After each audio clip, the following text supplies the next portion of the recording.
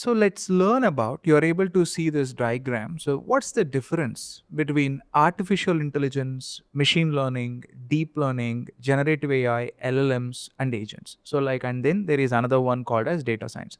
Now, artificial intelligence is the broader branch.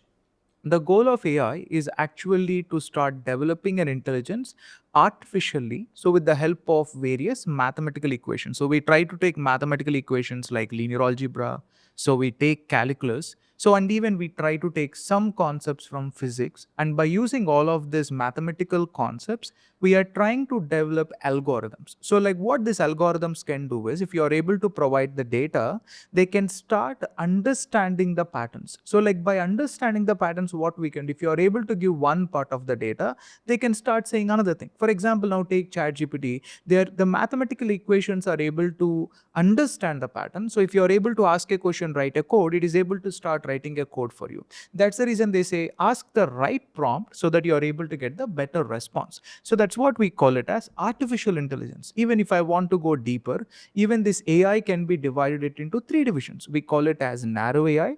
Another one is called as AGI, artificial general intelligence, and the third one is called as super AI. So narrow AI is the ability of an AI only to learn. So they don't have an ability to think. For example, now see, I'm teaching A for umbrella. For example, A for umbrella or A for ball. The AI may not question me, hey, you are teaching A for apple, or you are teaching me A for umbrella. It may not question. It's going to start learning whatever I teach. If the data is bad, the AI going to be bad. That's what here. So now AI, the current AI we are in right now is a narrow AI. So what is an AGI is the ability of an AI to think, to invent, and even to solve complex problems. We are not yet. So where the big companies are working towards get to AGI, artificial general intelligence. So how one can develop this AI with the help of machine learning. So what is this machine learning is? So this machine learning comprises of developing this AI with the help of three ways: supervised learning, unsupervised learning, self-supervised learning are the three areas. And there is one more called as reinforcement learning. We can call it as four types: supervised, unsupervised, self-supervised, and even reinforcement learning. So what exactly this reinforcement learning is? Continuous way of learning. They learn it through feedback. For example, take ChatGPT, there is a like button, there is a dislike button. Based on the feedback, they are able to learn. In one line, reinforcement learning. Take your Tesla cars, they make them to drive across thousands of kilometers just to learn how to drive it. So reinforcement learning, continuous way of learning. And supervised learning is it going to say whether it is right or wrong based on certain labels. For example, I gave an image of mine, I'm saying, hey, it's calm. Or there is another image, I'm saying it's a ball. So I'm saying what exactly that image is. I'm saying what exactly the word is, whether it is a positive word or a negative word. So we call them as supervised learning. And there is another type of learning called as unsupervised way of learning. What is this unsupervised way of learning? They learn it based on the similarity. For example, take YouTube, they start recommending it based on the similarity of the content you are trying to watch, based on the similarity of your likes, based on the similarity of your comments on a particular channel. So it's going to start recommending it. We call it as unsupervised way of learning. And the third one, as I said, called as self-supervised learning. What is self-supervised is, if you give one part of the data, they can start generating another part of the data. We call it as self-supervised learning. Example, generative AI is an example of self-supervised learning. So now machine learning pretty much works on structured data, means a tabular data, which need to be across rows and columns. And it's not pretty much great at image data, video data, audio data, text data. Machine learning may not work well. That's where they started developing another type of AI called as deep learning. So now it's a subdivision of machine learning we call deep learning. So now this deep learning has a different mathematical concept. So now machine learning has different mathematical equations, like we got entropies, we got linear regression, or we got some probability equations and all of that, or we got some distance functions. Now deep learning algorithms, mathematical equations are purely runs on top of human kind of neurons called as artificial neural networks. So now this deep learning purely mimics the human brain. So now if you are able to see all the breakthrough happening right now in the industry, it is because of the deep learning. So now deep learning runs on top of ANNs, artificial neural networks. If you see an image recognition happening right now, it's because of deep learning. If you are able to see a great, for example, image generation, it's because of deep learning. If you are able to see a great audio related enhancement, it is because of deep learning. So whatever you are seeing right now, we need to thank deep learning. So if there is generative AI, yes, we need to thank deep learning. So now within this deep learning, so there is another sub branch called as generative AI. What is generative AI is, now this AI has two types. So one, discriminative AI. What is discriminative AI? If I'm able to show an image, it is saying apple or it is saying ball. Discriminative AI. So there is another type of AI. If I'm giving an image, it can generate a beautiful image out there, or it can recreate an image. If I'm giving a text, it can recreate a text, or it is able to write a code. So we call generative AI. So now discriminative AI is, if I give a code, it can say whether it is a right code or it is a wrong code. Or if I'm able to write a text, it can say whether it is grammatically correct or it's wrong. So that is called discriminative AI. Generative AI is, it instead of saying yes or no or good or bad, it is able to start generating something we call generative AI.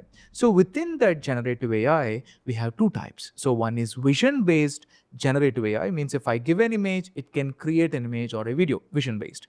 And a text based is, if I give a particular text, it can start writing a text or it can start writing a code for me. We call them as LLMs, large language models. So large language models are type of AI which has an ability to understand, to generate, and even to manipulate a natural language. That's what we call them as language models. Now, why large language models are? In order to get the complete benefit of this language models, they trained it, or they created, they solve this mathematical equations on huge internet level of data, so that we are able to get a huge amount of accuracy. That's what we are able to call it as, what this LLMs, large language models. So now what exactly data scientist is doing? So what exactly data scientist is doing now, he is using a bit of machine learning, he's using a bit of AI. So now, or we can say machine learning, to make predictions about the business, to make forecastings about the business,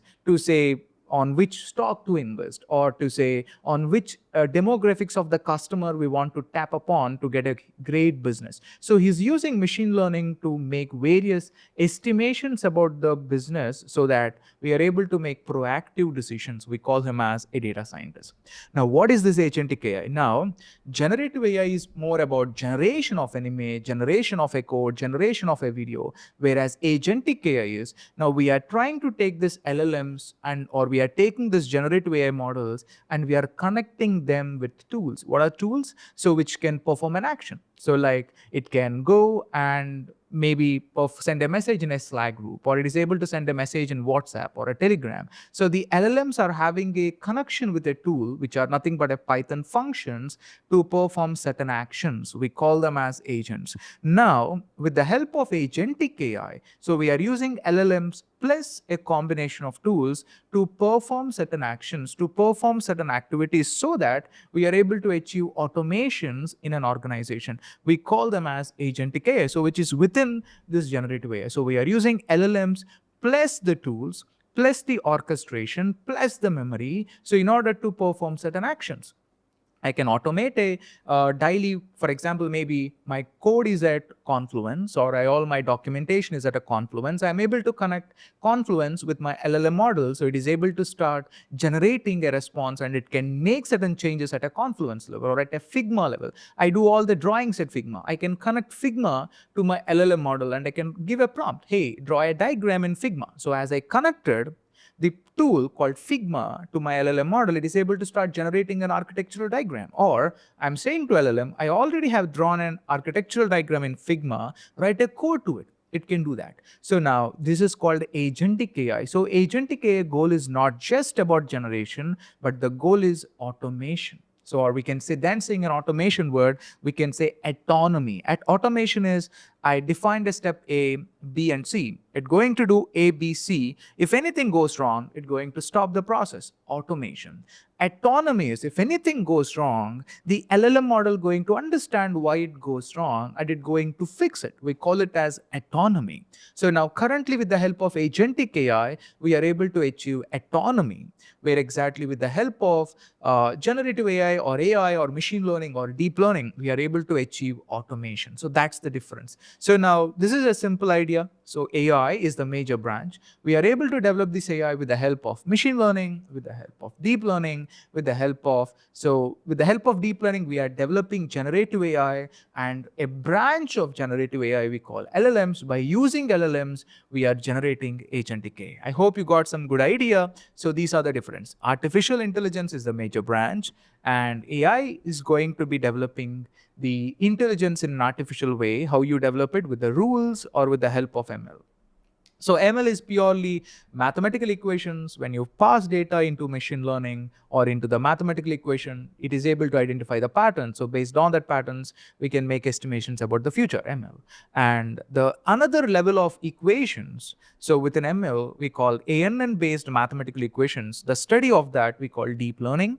And with the help of deep learning, we can do discriminative AI, or we can do generative AI. So if I'm doing discriminative AI, I use models like computer vision, RNNs, LSTMs, and all of that.